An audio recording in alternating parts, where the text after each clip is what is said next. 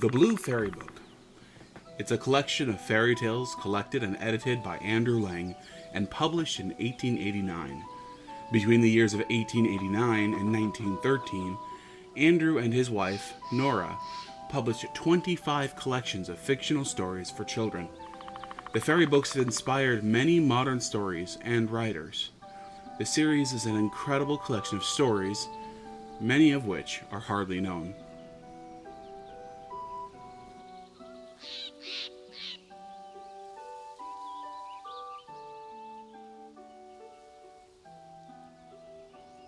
Prince Hyacinth and the Dear Little Princess. Once upon a time, there lived a king who was deeply in love with a princess, but she could not marry anyone because she was under an enchantment. So the king set out to seek a fairy and asked what he could do to win the princess's love. The fairy said to him, "You know that the princess has a great cat which she is very fond of. Whoever is clever enough to tread on that cat's tail is the man she is destined to marry." The king said to himself that this would not be very difficult, and he left the fairy determined to grind the cat's tail to powder rather than not tread on it at all. You may imagine that it was not long before he went to see the princess, and Puss, as usual, marched in before him, arching his back. The king took a long step and quite thought he had the tail under his foot, but the cat turned around so sharply that he only trod on air. And so it went on for 8 days, till the king began to think that this fatal tail must be full of quicksilver. It was never still for a moment. At last, however, he was lucky enough to come upon Puss fast asleep, and with his tail conveniently spread out. So the king, without losing a moment, set his foot upon it heavily. With one terrific yell, the cat sprang up and instantly changed into a tall man, who, fixing his angry eyes upon the king, said, "You shall marry the princess because you have been able to break the enchantment, but I will have my revenge. You shall have a son who will never be happy until he finds out that his nose is too long, and if you ever tell anyone what I have just said to you, you shall vanish away instantly, and no one shall ever see you or hear of you again." Though the king was horribly afraid of the enchanter, he could not help laughing at this threat. "If my son has such a long nose as that," he said to himself, "he must always see it or feel it. At least, if he's not blind or without hands." But as the enchanter had vanished, he did not waste any more time in thinking, but went to seek the princess, who very soon consented to marry him. But after all, they had not been married very long when the king died, and the queen had nothing left to care for but her little son, who was called Hyacinth. The little prince had large blue eyes, the prettiest eyes in the world, and a sweet little mouth. But alas, his nose was so enormous that it covered half his face. The queen was inconsolable when she saw this great nose, but her ladies assured her that it was not really as large as it looked. That it was a Roman nose, that you only had to open any history to see that every hero has a large nose. The queen, who was devoted to her baby, was pleased with what they told her, and when she looked at Hyacinth again, his nose certainly did not seem to her quite so large. The prince was brought up with great care, and as soon as he could speak, they told him all sorts of dreadful stories about people who had short noses. No one was allowed to come near him whose nose did not more or less resemble his own, and the courtiers, to get in favor with the queen, took to pulling their babies' noses several times a day to make them grow long. But, do what they would, they were nothing by comparison with the prince's.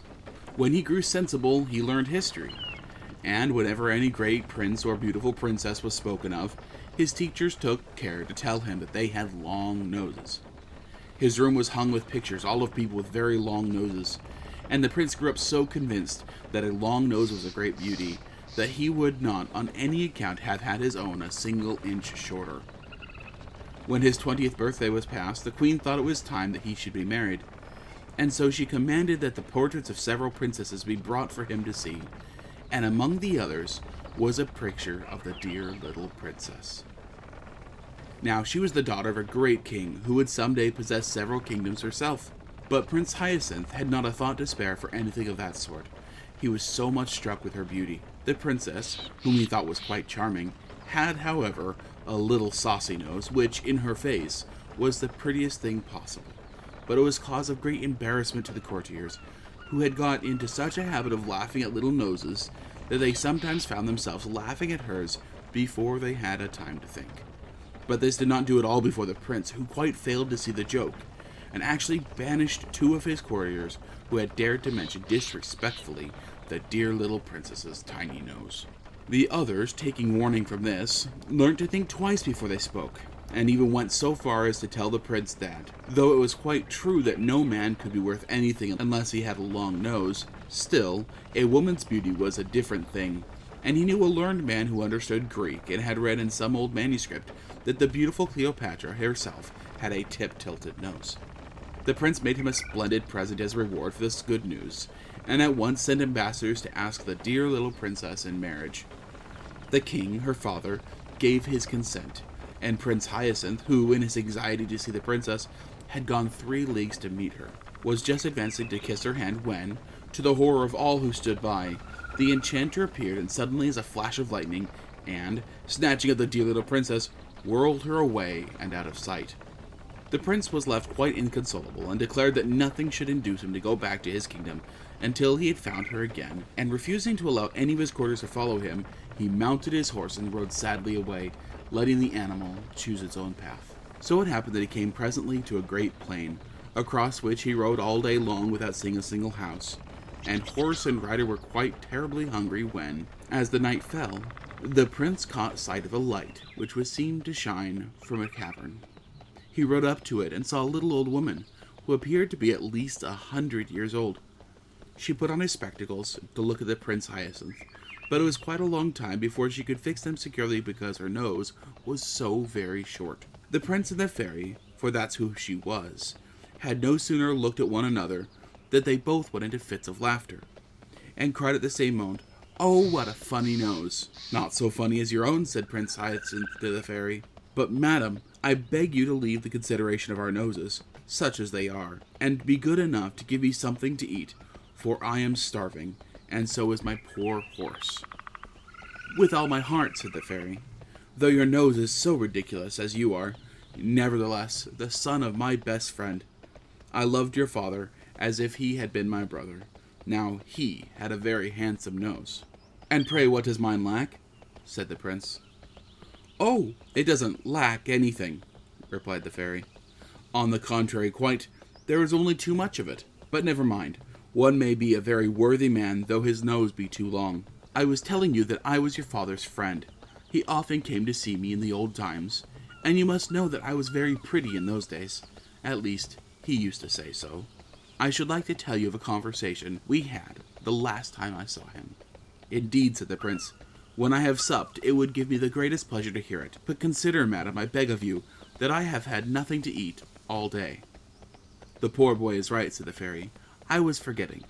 Come in, then, and I will give you some supper, and while you are eating I can tell you my story in very few words, for I don't like endless tales myself. Too long a tongue is worse than too long a nose, and I remember when I was young that I was so much admired for not being a great chatterer. They used to tell the queen, my mother, that it was so. For though you see what I am now, I was the daughter of a great king. My father—" "Your father, I dare say, got something to eat when he was hungry," interrupted the prince. "Oh, certainly," answered the fairy, "and also you shall have supper directly. I only just wanted to tell you." "But I really cannot listen to anything until I've had something to eat," cried the prince, who really was getting quite angry. But then, remembering that he had better be polite as much as he needed the fairy's help, he added, "I know that in the pleasure of listening to you, I should quite forget my own hunger, but my horse, who cannot hear you, must really be fed." The fairy was very much flattered by this compliment, and said, calling her servants, "You shall not wait another minute, you are so polite, and in spite of the enormous size of your nose, you really are very agreeable." "Plague take the old lady! How does she go on about my nose?" said the prince to himself. "One would almost think that mine had taken all the extra length that hers lacks. If I were not so hungry, I would have soon done with this chatterpie who thinks she talks very little. How stupid people are not to see their own faults. That comes of being a princess. She has been spoiled by flatterers who have made her believe that she is quite a moderate talker." Meanwhile, the servants were putting the supper on the table, and the prince was much amused to hear the fairy, who asked them 1,000 questions simply for pleasure of hearing herself speak. Especially he noticed one maid who, no matter what was being said, always contrived to praise her mistress's wisdom. "Well," he thought as he ate his supper, "I'm very glad I came here. This just shows how sensible I have been in never listening to flatterers. People of that sort praise us to our faces without shame, and hide our faults or change them into virtues. For my part, I will never be taken in by them. I know my own defects, I hope." Poor Prince Hyacinth. He really believed what he said, and hadn't an idea that the people who had praised his nose were laughing at him just as the fairy's maid was laughing at her. For the prince had seen her laugh slyly when she could do so without the fairy noticing her. However, he said nothing, and presently when his hunger began to be appeased, the fairy said, "My dear prince, I might beg you to move a little more that way, for your nose casts such a shadow that I really cannot see what I have on my plate." "Ah, thanks. Now let us speak of your father. When I was in his court, he was only a little boy, but that is 40 years ago, and I have been in this desolate place ever since. Tell me what goes on nowadays. Are the ladies as fond of amusement as ever? In my time, one saw them at parties, theaters, balls, and promenades every day. Dear me, what a long nose you have. I cannot get used to it." "Really, madam," said the prince, "I wish you would leave off mentioning my nose.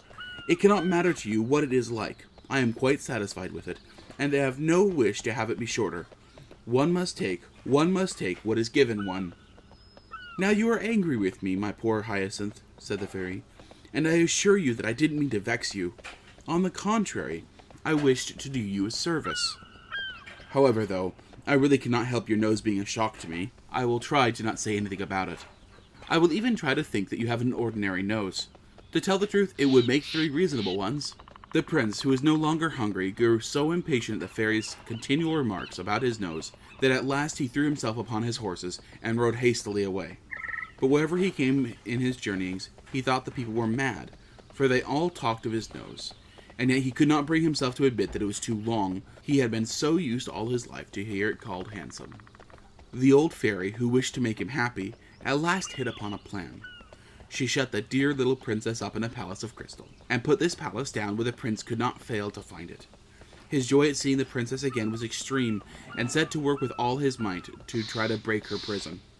But in spite of all his efforts, he failed utterly. In despair, he thought at least he would try to get near enough to speak to the dear little princess, who, on her part, stretched out her hand that he might kiss it. But turn which way he might, he could never get it to his lips, for his long nose always prevented it. For the first time he realized how long it really was, and exclaimed, "Well, it must be admitted that my nose is too long." In an instant the crystal prison flew into 1,000 splinters, and the old fairy, taking the dear little princess by hand, said to the prince, "Now say if you are not very much obliged to me. Much good it was for me to talk to you about your nose. You would never have found out how extraordinary it was if it hadn't hindered you from doing what you wanted to. You see how self-love keeps us from knowing our own defects of mind and body.